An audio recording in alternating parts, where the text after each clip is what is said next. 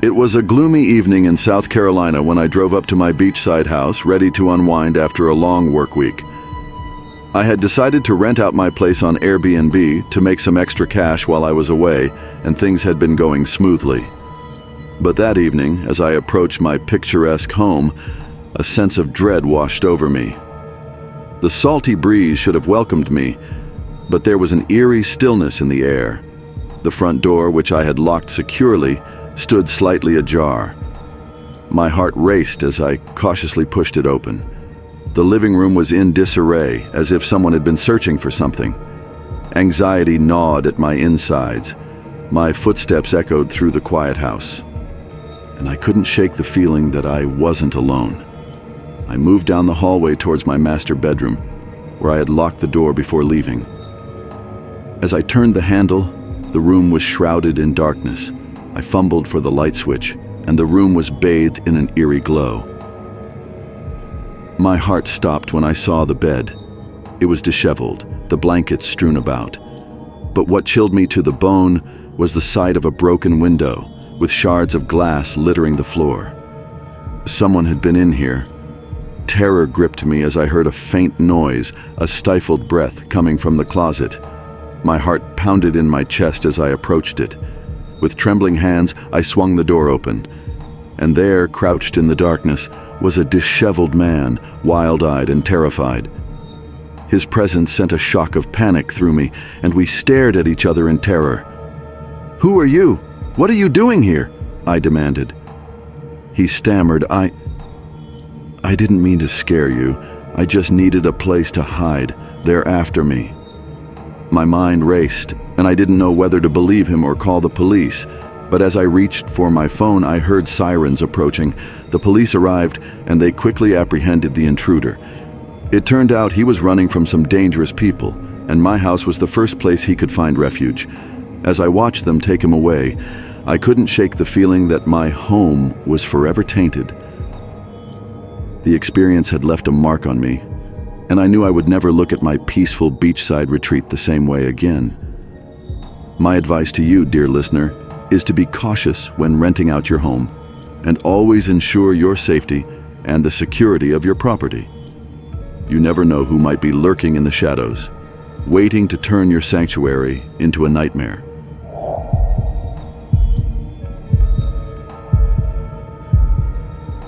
I had been yearning for a break from the bustling city life, so I decided to book a remote cabin in Troutdale, Virginia for a peaceful getaway. The Airbnb listing boasted of seclusion and tranquility, nestled deep in the woods. Little did I know that my escape would soon turn into a nightmarish ordeal. As I arrived at the cabin, a sense of isolation crept over me. The dense forest surrounded the cabin like a living, breathing entity, and there was an eerie silence that hung in the air. I tried to shake off the unease and settled in for the night. The first sign that something was amiss came in the form of two strangers who appeared uninvited, knocking at the cabin door late at night. Their faces were obscured by the darkness, and their voices carried a sinister undertone.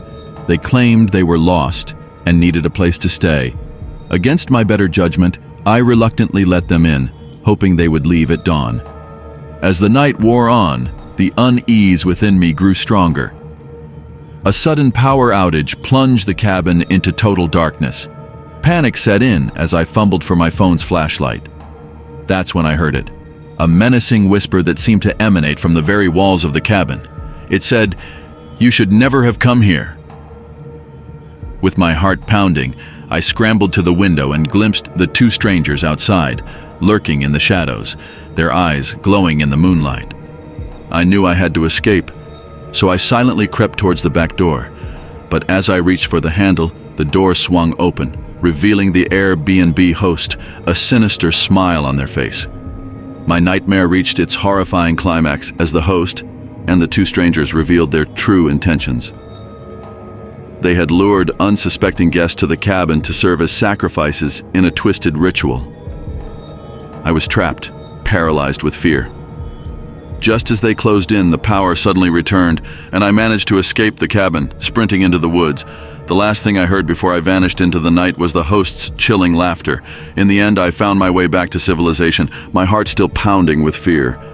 I reported the incident to the authorities, but the cabin and its sinister occupants had disappeared without a trace. My advice to you, dear listener, is to be cautious when booking remote Airbnb getaways. Trust your instincts and never ignore the feeling that something isn't right. The woods may hold hidden horrors, and the peace you seek might turn into a nightmare you can't escape.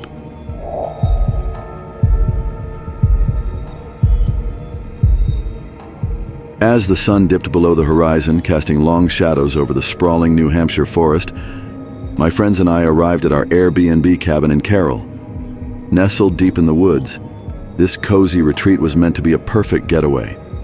Little did we know that our escape would turn into a nightmarish ordeal. The cabin was quaint, with a warm, rustic charm. We settled in, unpacked, and gathered around the flickering fire, laughing and sharing stories.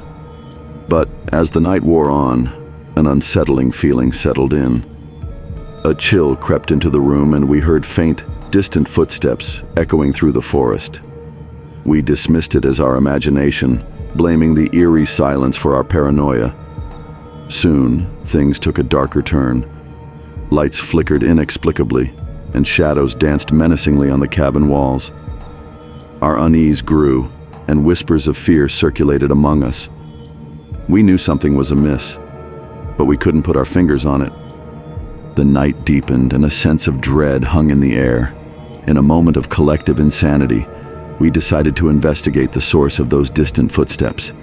Armed with a single flashlight, we ventured into the inky forest. The woods were dense and silent, except for the crunch of leaves beneath our feet. The air grew frigid, and the trees seemed to close in on us. Just as we were about to turn back, we heard a low guttural growl, and our flashlight flickered out. Panic set in, and we stumbled blindly through the woods, disoriented and terrified. Suddenly, we saw a faint glimmer in the distance. It was a clearing, and in the center stood a sinister figure, its eyes glowing like hot coals. We couldn't move, couldn't speak, as an otherworldly, bone-chilling scream filled the night. We ran, fueled by sheer terror, back to the cabin, slamming the door shut. The rest of the night passed in a blur of fear and paranoia.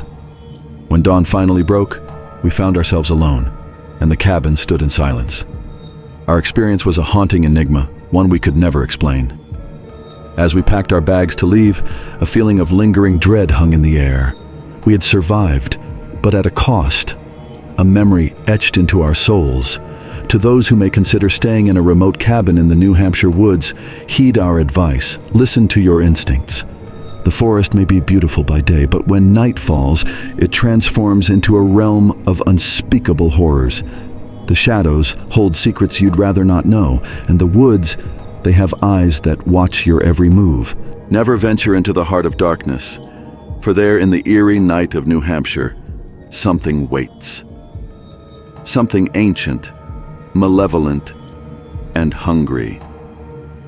And once you've glimpsed it, you'll never forget the fear that still lingers, long after you've left the forest behind.